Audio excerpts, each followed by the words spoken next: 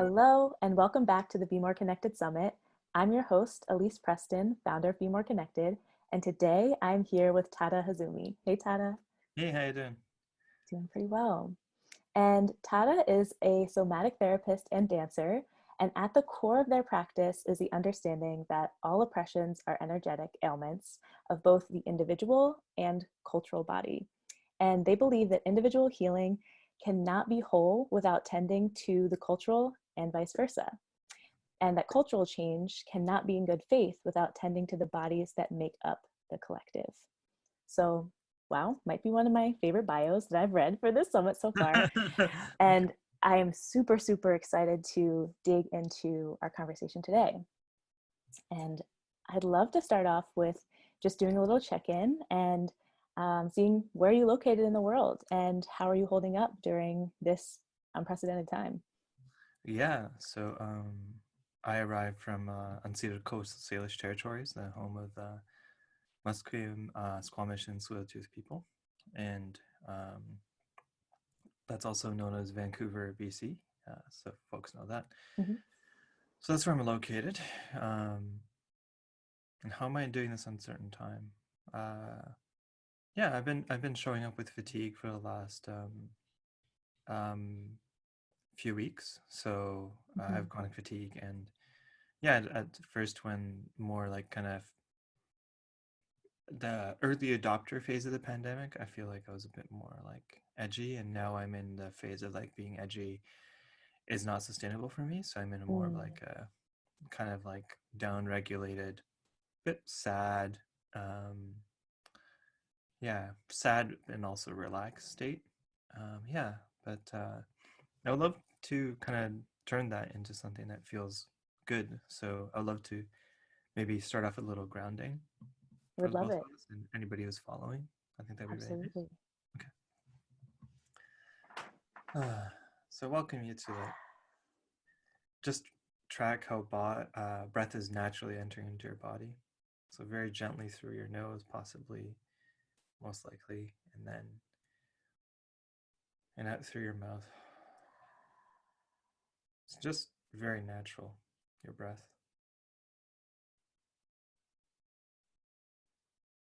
And I invite you to like take this natural breath and drop it a little bit deeper in your body. So loosening your sacrum and your hips and your knees and your toes and your ankles.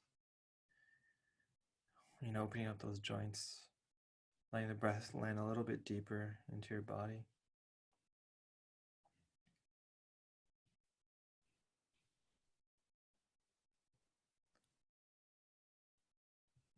And as you do so from this place, I invite you to acknowledge the lands that you're on.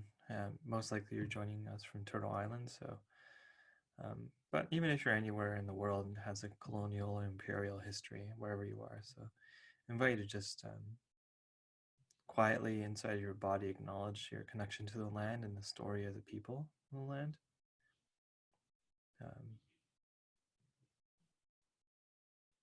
You may also, in connection, honor the lands that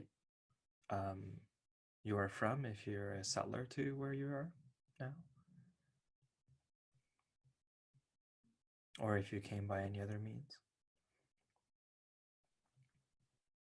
And also, if you belong to the land where you are, to also honor the stories, past, present, and future.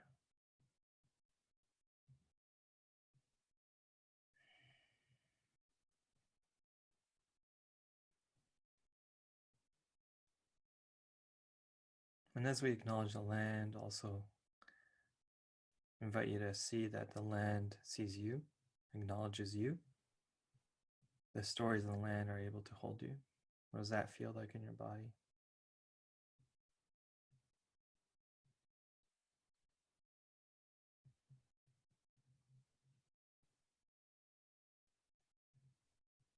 Mm-hmm.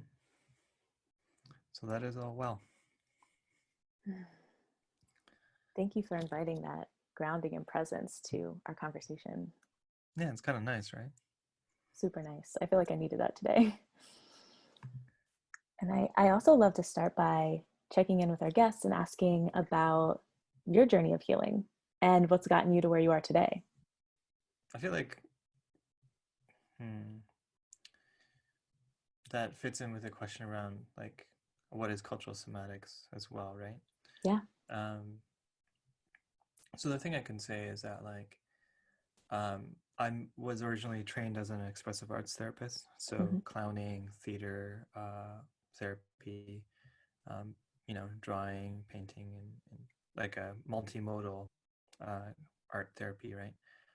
Um, and then that um, training was great, and then inside of that, I became kind of interested in social justice, you know, and wanting to integrate those things and Mm-hmm.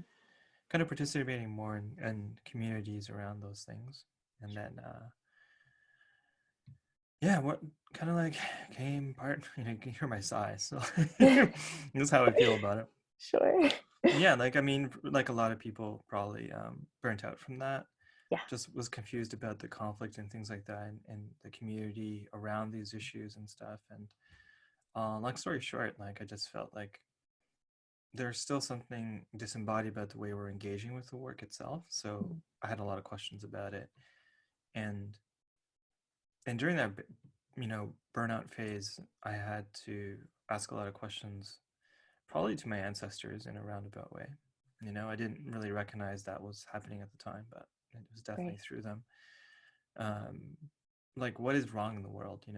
Mm. And then the answer was kind of like, as you study things like qigong or like energy medicine, that all ailments are like just imbalance. So like in Chinese medicine, they would say like um, illness is just energy imbalance in the body. And energy is just in stasis and flow, right? Mm-hmm. And so that was really interesting to me, and because it meant that like things we call white supremacy or misogyny and all these repressions are just energetic imbalances at the end of the day. We're Mm. just seeing them as something. We have this layer of vision of seeing them a certain way, but really when you get down to it, it's just, this is just it. And so cultural somatics came about from that idea of like, oh, the world we live in is full of bodies, like a group of people has a body, right? Yes. And if you can understand that, you can see that there's energetic imbalances in the body that you can work with, and that's what cultural somatics does. And so Mm-hmm. yeah, it really takes up after things like energy medicine, instead of looking at um, things like white supremacy and those things. They are systemic issues, but not just systemic. Like we talk about that the systemic is somatic, right? The systemic is actually from the body, and Right. it's not just an intellectual thing. It's abstract, but it's still embodied, right? So yeah, that's really been my path. And then how do I arrive in this exact moment? Mm. Like somewhere in the midst of that, I think my body's really been like trying to learn a new way. So I have this chronic fatigue thing that came in, I think, which has kind of been like a spiritual trial over the last Mm. 2 years. So that is Right. something I'm arriving with a little bit of my, or yeah, like 20-30% of my body today. But Mm-hmm. I think that matters. I don't know. It's a spirit that's existing in this room right now. So it's Mm-hmm. chronic fatigue thing. Yeah.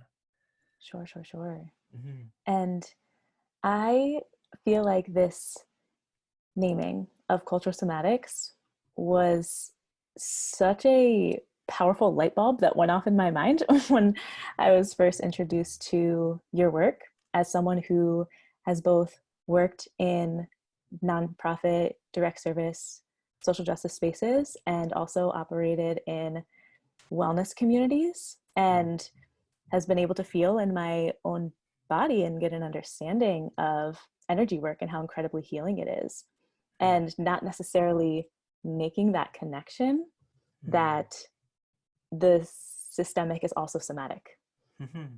and how incredibly powerful that languaging is, um, has been so Oh, incredible. oh, glad. And just Yeah. being able to dig into your blog a bit and read more. I also really am fascinated about the ways in which you've articulated privilege, and was wondering if you could break that down a little bit and talk about how privilege also operates it as this form of a psychological protection mechanism. Yeah. So the common idea that we use, within social justice circles is that privilege is inequity or and material inequity, right? That's the Right. general idea. You have access to resources, or you don't have X experiences because of X. And that kind of like works well or okay. I feel like I know this is going to sound really critical. I'm just going to like caveat that, but it works Sure. really well. Okay, so I'm actually going to backtrack and no, this is kind of fun because I meant okay. Mhm. Yeah, because it's like the edgy stuff, right? Because there's a lot of like where the language of privilege comes from. Mhm. I think it's that essay by Peggy McIntosh. I think that was the person. Who's a white woman who's trying to understand what Black women go through. Mhm. Unpacking the Invisible Knapsack. Yeah, That one, exactly. the Peggy Yeah. McIntosh. Yeah. I think so, right? Mhm. So, and when you actually look at the map of that, it's still like a person with power and an institution trying to understand non-institution, like people's lives that are not advantaged by the institution. Mhm. The way the communication is going, right? And so it's Right. the way I try to say it's still like people being explained to institutions. Mhm. So privilege to me, I think makes a lot of sense. Let's say when you're looking at things like demographic data, like infant deaths. Like you see that Black women,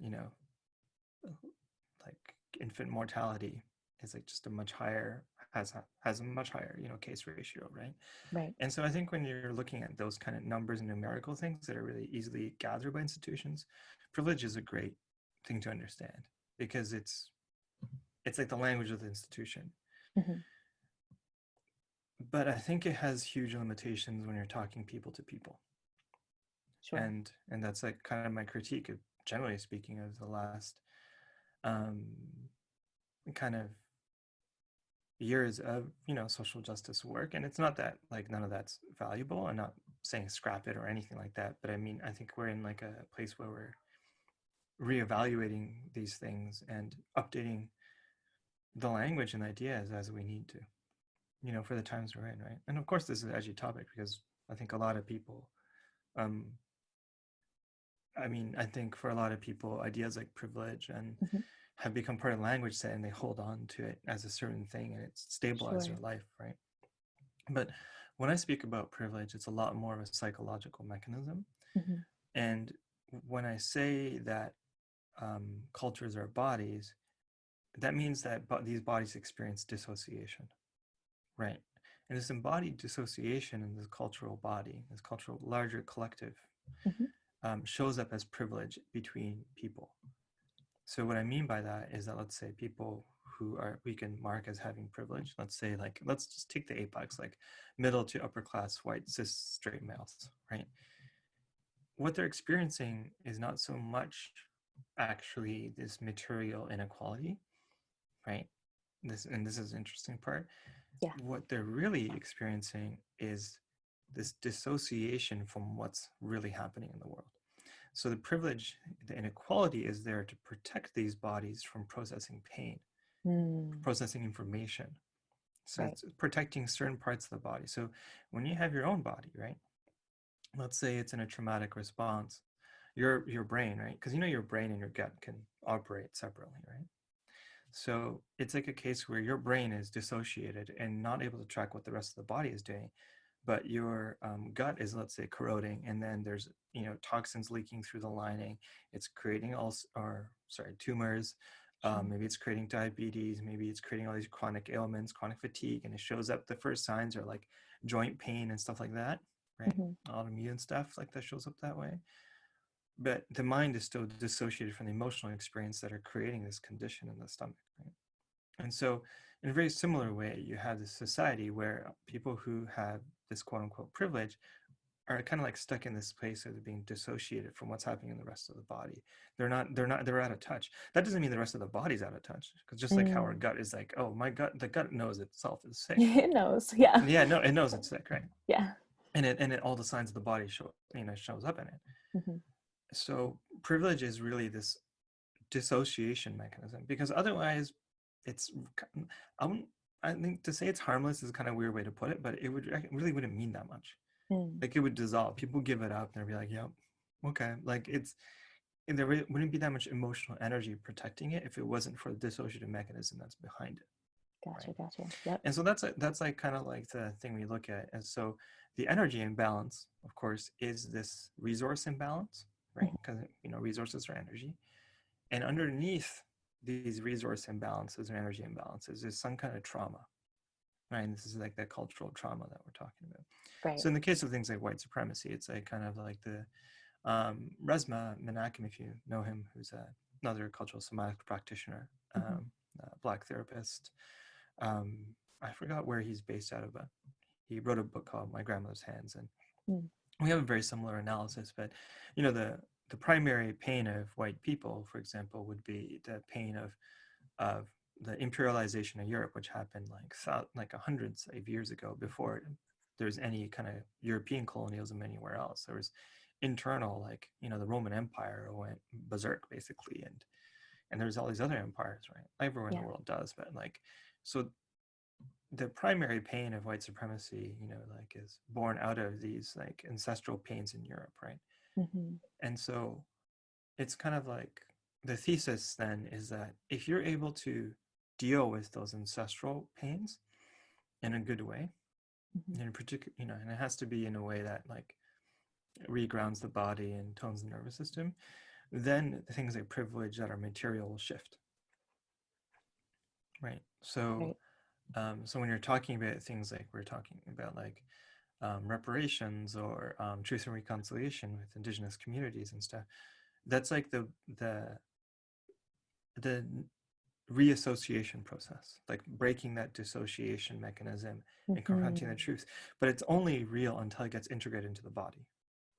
It's nothing, and it's like, I mean, it's something, but it's just here Right. until that information lands in the It's body. integrated in the body. Yeah, Mm. and that process may look like reparations as we imagine it, like monetary reparations, educational reparations, we don't know, like Sure. truth and reconciliation, indigenous land rights and stuff like that. Like, Mhm. but that is also an embodied process on this larger collective level. Like when we understand the history of our land, as kind of how we did that opening grounding, you become closer to the earth where you are, and you feel more landed where you are. You Mm. literally do. Like I've definitely Right. had that feeling of um, the more real I get with the histories of the places where I live, my body feels like there's a bit of pain. There's grief and stuff you go through, but Sure. the more real you become with it, you feel more grounded, and your nervous system settles in. Yes. This is also really related to what people call white fragility, right? Because Mm. I don't love the term fragility. I know there's a famous book around it, and it's cool, but because there's something about vulnerability and fragility and stuff, like I don't always want to like pathologize being weak. You know what I mean? I'm kind of like, Yeah. I call it reactivity. It's really what it is. Like, and then Right. sometimes I say, oh, you're being fragile, and I do usually, but you know what I mean? But like what white fragility is, is that protection mechanism for that dissociation. So when it's being challenged, the person goes into activation and protects to not have to process that. And Right. the fragility or reactivity, latent reactivity, comes in when you're looking at how, like this is something that may be edgy for some people, but for pound, people of color, and especially people who are, deeply marginalized, like Black folks, Indigenous folks, Brown folks, are pound for pound more resilient than, let's say, people who have privilege. Mm-hmm. Pound for pound. Like if a lot Yeah. of people who are, like have experienced a lot of privilege lived in a body that didn't, they might collapse in a day. Like they Mm. might not be able to live through the things, you know what I mean? Because they're not Sure. resourced. They wouldn't be able to process those experiences. Right. So cultural somatics, I think, yeah, it gets into a lot of this kind of like, I kind of say it's like, how like, there's like a cloth here, in Newtonian physics, regular physics, right? Mm-hmm. But, when you go to quantum physics, there's nothing here.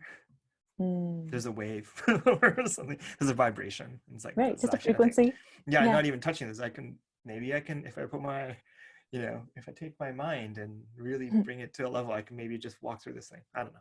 But Mm, anyways, there's a level of like cultural somatics that plays on that level. So everything that we thought about privilege and these concepts that we're used to in social mm, justice, like language and culture, is challenged, even though mhm. it's still true. So privilege Right, exists, but it doesn't. right, It exists, but it's actually another thing underneath right, right, that right. it doesn't operate the same way. Because if you looked at privilege normally, you'd say like people of color worse off, but then you actually look at privilege in this different like neurological lens. All of a sudden, you're like, oh, wait a second, are people of color worse off in the sense of like, oh, but they're pound for pound more resilient? It looks a certain way, but actually, there's Depends what lens you're it using. depends what lens you're using. Yeah, all of a sudden it starts doing this weird flip or Mm, like perspective shift, right? right. Yeah, and I think that's really important because um, it's also a way to protect ourselves against like saviorship and people coming in and trying to save people. It's like, no, there's nothing to save. Like, we're Right. doing very good here. Actually, you just need to chill and not Yeah. be not be an asshole, and Right. then our natural resilience takes over. You know what I mean? You Yes. don't we everything we generally want is inside.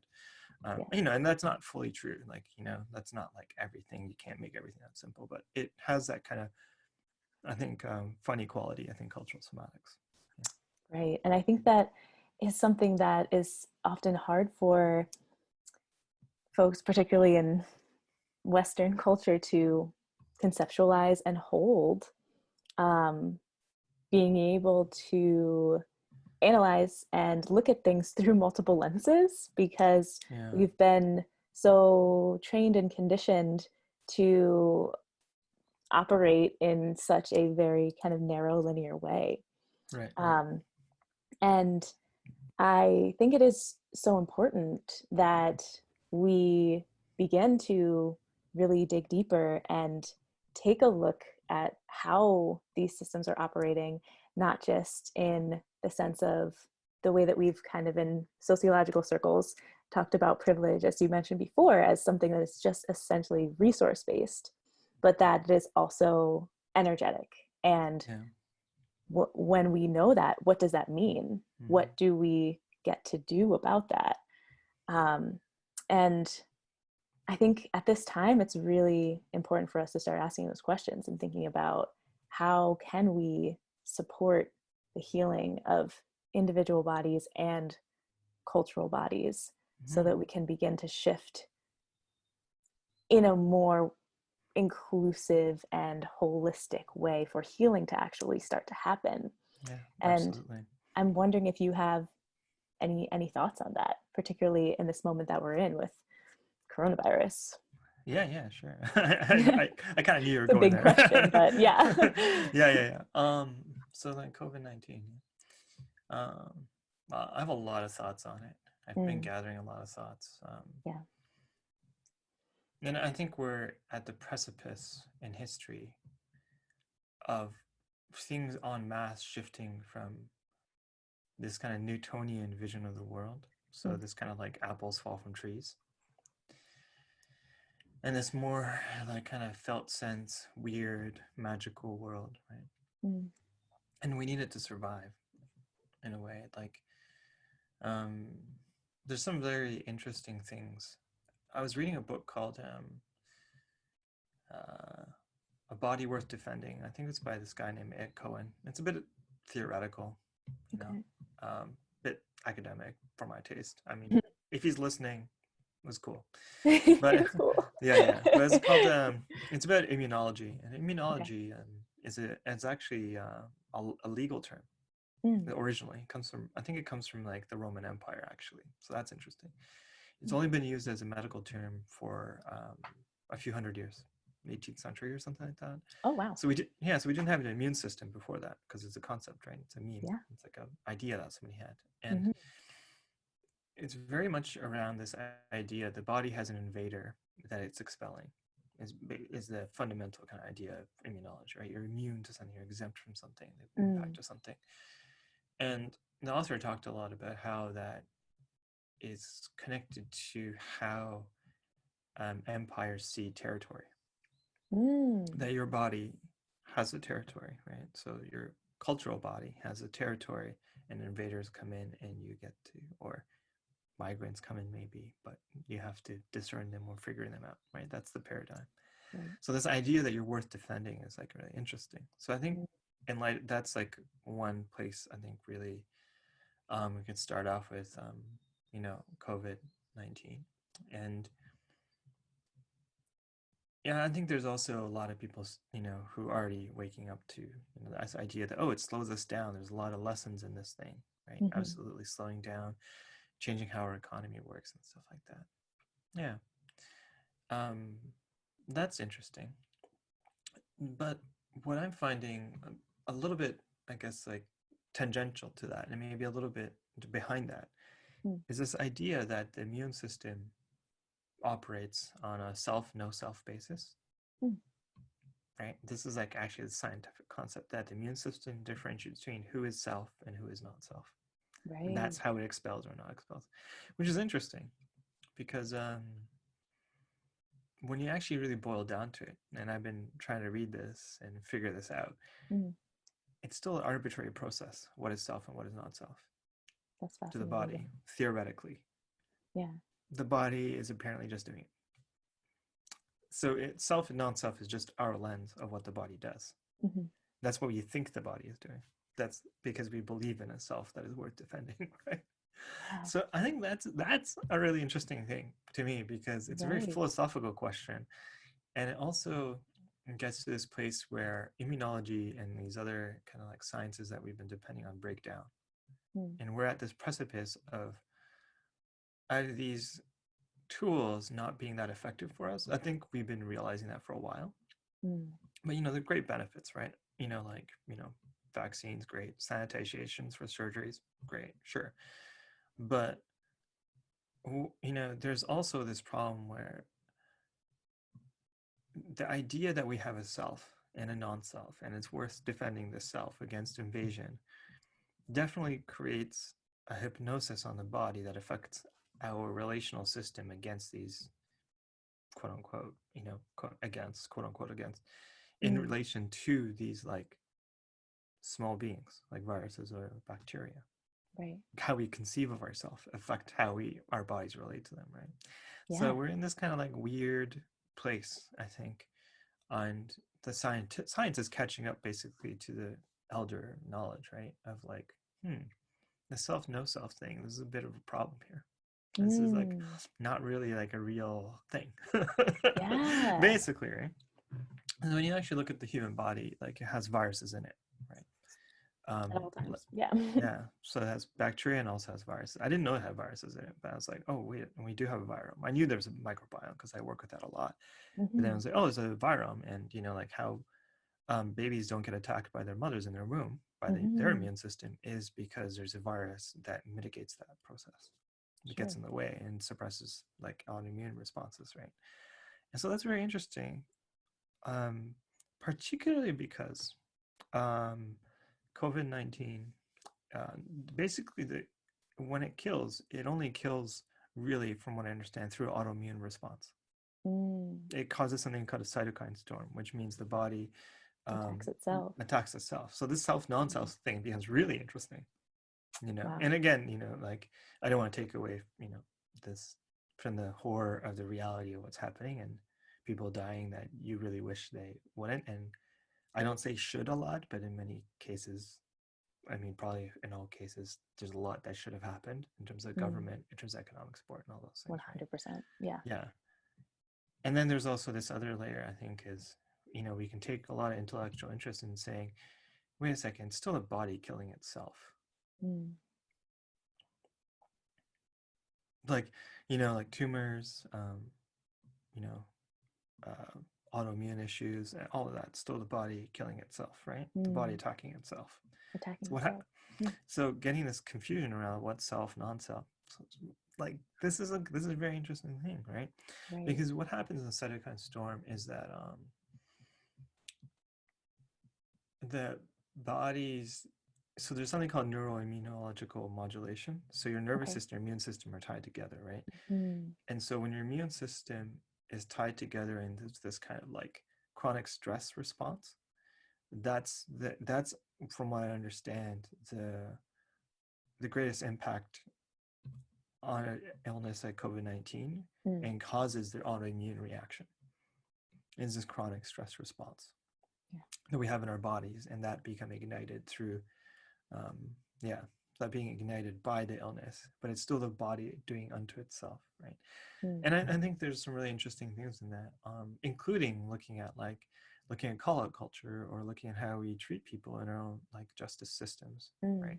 Are we, like, we're turning violence into ourselves, so it's like we repeat this fractal pattern everywhere in our life, right? Sure. But we're in this time period that we've been going through, is that immunology and medicine has been constructed around how to not let this invader in. Right. And this is like and this actually does make us more susceptible, actually.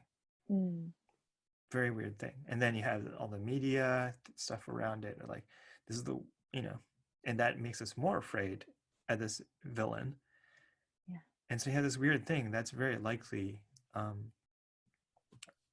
raising the case fatality rates and the complications of it, because it's affecting how people perceive. It's like it's reinforcing like how people perceive their relationship to the world. Right. So I don't know. I think that's probably pretty interesting, and probably be more connected from kind of place, right? Yeah. And I think that concept of self and not self is really interesting to reflect on, also in how we've been interacting with each other just on an interpersonal basis, in how we have to stand 6 feet away from each other when we're waiting in line at the grocery store. And we're also creating these different barriers and distinctions between self and not self and how we're interacting and engaging with the world. It's increasing these different lines and barriers. Or I think it's like giving people the space to see it, I guess. Because those apart already existed. Yeah, exactly. It's like a reflection of. Well, the way I joke is like, I heard like people are still on Tinder and Hinge. I'm like, what are y'all doing right now?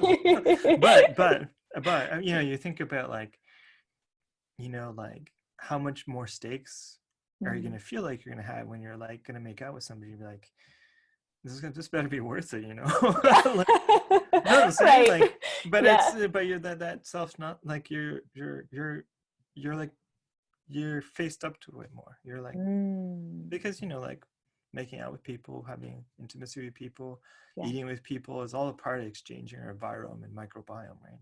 That's one of the functions. It's part of it, right? Totally. So that is, and I'm not giving any answers here, but I think it's just worth witnessing. I think we're going through like kind of like a death period, like a quiet period, a silence period, to go into a place that's more complex and nuanced, or I don't know that word because it's not, I'm trying to be too careful, but complex but simple, it's like nourishing, like nature is complex, but you don't feel that difficult in it, right. So I think we're getting in there. Like our lives are simple, but we feel pretty complicated in them. You know what I mean? We did that to ourselves to some extent. Yeah. Yes. And I think that's something that we're all really grappling with right now, is finding some element of peace and simplicity in this time, when it feels like internally we are grappling with so much. There's a lot that's being surfaced as a result of what's going on in the world. And I think it's really interesting to, if we could dig into that a little bit more, because this does feel like it's kind of like a threshold time, and that the culture is shifting into a new direction. And earlier you mentioned a little bit about it possibly feeling like more of this magical time, like being able to get more in touch with what is more of our core essential selves, versus focusing so heavily on just the exterior. And I'd just like to hear your thoughts on that. Yeah. Well, I think one thing is going to change a lot, or needed, and I hope this is the work that I get to do in my life. But I think how our communities will be led will change from micro to macro. So I mean, on very local to federal levels. So, like, so this is the thing, right? When we talk about the self, non-self, and a person, for me, there's a dissonance when somebody's, wants to fight the migrant crisis at the U.S. border, right? We all know that children in cages, not cool, right? I think we're all on board for that. Like, Yeah. really sad shit. And at the Awful. same time, right? At the same time, on a somatic level in the body, they're still going self, no self. Mm, You know what I mean? So when we are still like, when we're looking at these large things, and we're like, migrant crises, like kind of like the pollution and environmental impact of the global south, that kind of stuff. We're looking at these big things, but in our body, we're still working with that. Who's the invader in my body? Can I trust them? Like, we're working this very vigilant process in the body, right? yeah. There's a dissonance there. There's a non-coherence, right? Mm-hmm. And then on the other hand, there's people who are like, always kind of like going the holistic route. We're like trying to work with things like using holistic medicine, or when there's an illness, trying to learn from it, But on a community level, on a larger level, when there's violence in the community, they end up supporting violent processes of accountability, or you know what I mean. Yes. At a larger level, they're not able to enact this process they're going through in the body. They can't bring it up to a larger scale. Also incoherent, right? Right. Dissonance. Yeah. Yeah, there's a dissonance, and there's people on both ends of that, really, and frankly, both of it is ineffective. I mean, if I just had to be real about it, like it definitely be more effective, right? It's not that it doesn't have value, because coherent destruction is not cool. You know what I mean? Like, ruining your body and kids in cages at the border, that's like no good. That's just like gone. Coherence isn't always a good thing. Yeah. That's coherently bad. Yeah. But this incoherence has a lot of us stuck, and a lot of activists and healers and are in this place. I would say a lot of us are. I'm in it, right now as I speak, probably.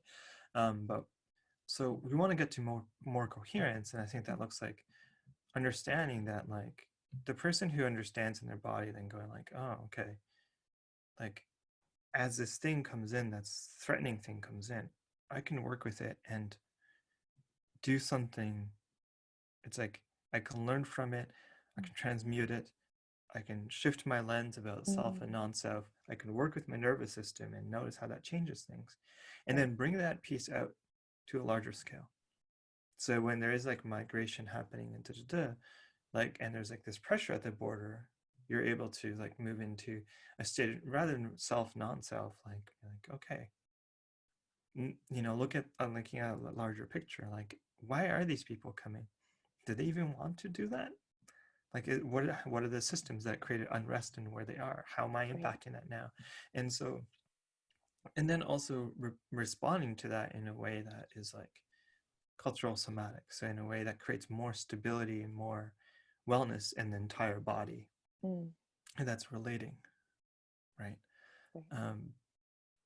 And I think that's like a big question, because I don't know, this gets a little bit political, but like I was watching like an interview with Bernie Sanders, and he was talking about migrant workers coming to the border, and he was like, oh, we can't let those people in. Like, it was kind of like a vigilant response. It was like, I understand the logic. He's like, we had to protect the American worker, and it was about, we can't depress their wages and stuff. And I'm like, like, that to me, I'm not saying that that's not a valid threat that he's tuning into, like a valid fear, I mean, they might have a relationship. Some of the numbers I don't think align on that, but I understand where he's going with that thinking. Is if we let in all this cheap labor, our wages are going to depress, and that, I think, is like a typical example of the person. It's like, oh, this is like the self non-self thing, and the person's nervous system expressing itself 100%. Yeah. Yeah, on a level going like, oh, that I can't let this thing in, or what do I do? Like that's Mm-hmm. the response, and I don't know if there's any Bernie supporters listening, but I frankly saw in a lot of his campaigning style as well. There's a lot of self, non-self. There's us, and then the billionaires, us, and these people, us, and these people, us. Separation. Yeah. Yeah, right. So there's a separation Mm-hmm. paradigm, right? It's not this complication of self, non-self, right? Mm-hmm. So I think this is really important. And so when we move away from that and we're able to do that in our bodies and also on a granular scale, the Mm. solutions we come up with are going to be a little bit different, Great. right? A lot different. A lot different, yeah. And I don't know. I think to get into some tangible solutions on a larger scale, that might look like. I don't know, one of the things I'm really big on is like a basic income. So, Mm-hmm. so there was a candidate, Andrew Yang. He was talking. I was watching his kind of this now. He was talking about what do you do.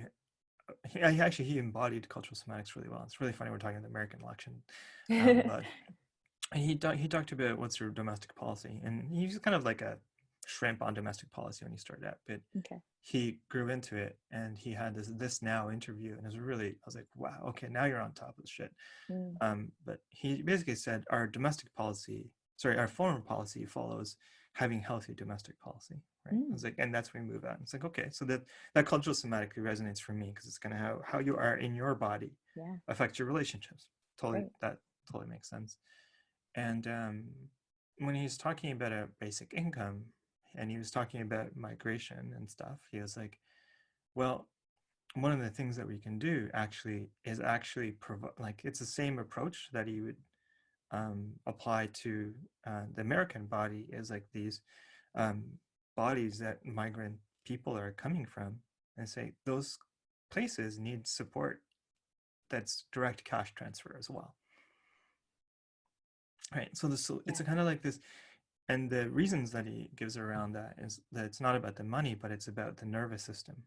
Mm. Because it's this pervasive financial vigilance that lowers our threshold and ability to do creative things, do caring things, um, do things that are positive and well for us, that gets When you're in a narrowed. constant state of survival. Yeah, Yeah. constant. So let's first let that go and see what happens, right? Mm. And then into the foreign policy, it's like, oh, instead of being like, is it a self or not self, you're going like, oh, maybe there's an allocation of resources, direct cash transfer that we need to do. So Right. it's a kind of like this energetic rebalancing of the system. That's kind of what Mm. he's talking about. And that's like a way of being able to see in a more, I think, um, there's a little bit of fuzziness at the border now. You know what I mean? Mm-hmm. Like the perception of what are responsibilities in the world. Do I have, like, and how you fulfill that responsibility. There's this kind of like sense of self, but also there's this fuzzy in between place, and then also respect for the other. Like there's like this kind of more fluid feeling in that. And I'm not saying, I'm not, yeah, I mean, transparently, I was a big Andrew Yang supporter and still am, but Mm-hmm. I mean, I'm not saying that he's like the be all and end all, but I do Sure. think the way he speaks about these issues really reflects the type of direction, I think, in Mm. general, like our I think community leaders, at all levels, that we want to be moving towards, and really considering like the nervous system and the impact of that in the world as like a very starting place. Yeah. Yes. So again, it's, and that creates that self, non-self is, you know what we do when we're confronted with that is actually one of the main things that our nervous system deals with, right? Fight or Mm. flight, freeze, like all that stuff. It's about self, non-self, and you're going like, ah! And then Yeah, that nervous system activation. yeah, there's an activation, and then So real. there's this thing that you're able to do, is instead of seeing the other as like an enemy or a non-self, you kind of like fuzzy that boundary. It's called aiki in aikido, Mm. the martial art. Mm. Aikido, aiki means fusing of energy, fusing Mm. chi. So you can fuse your chi with the incoming stimulus and be like, okay, I'm going to use that energy and do something with it. Make sense of it. That is Yeah. this different thing that we don't know. And that Mm. requires this kind of blurring of self and non-self, being really present. So I think that quality is going to become very important, Mm, and in all things, and that includes COVID-19. You see it like this self relationship with the virus actually creates this. It makes things a lot worse than they need to be in reality. That doesn't mean that we shouldn't be, purchasing ventilators and like doing these things. But there's this thing that we can do when we work with our nervous system is that you see the urgency, but your entire system is not tagged into that urgency. You're not being taxed. Like you can go through the right. motions and actions of, you see the urgent care that needs to be provided in the hospitals, but you're also not feeding into too much fear that exasperates the situation itself. There's this Mm, sweet spot. finding that So that's, balance. yeah, that's very, very important. Mm. I know And we went around spirals, a but lot of times. yeah. Uh-huh. But I know that a lot of this audience is people who identify as leaders and change makers. And I think that it's so, so important the way that you are articulating rebalancing, energetically rebalancing the way that we understand our relationship with ourselves and understand our relationship with others and understand our relationship with systems so that we can actually show up in a way that allows for a healthy energetic exchange and a healthy energetic experience to happen.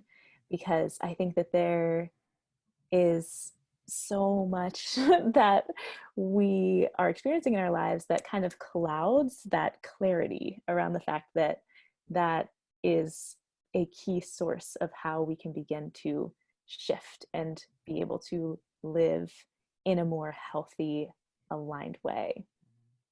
Totally. And I love to ask all of our guests what being more connected means to you. I mean, I feel like the whole Because we thing talked about it a lot, yeah, we but kind of talked about it, but being more connected, it just means that like you recognize that all things are beings and all beings are interconnected. There's mm, no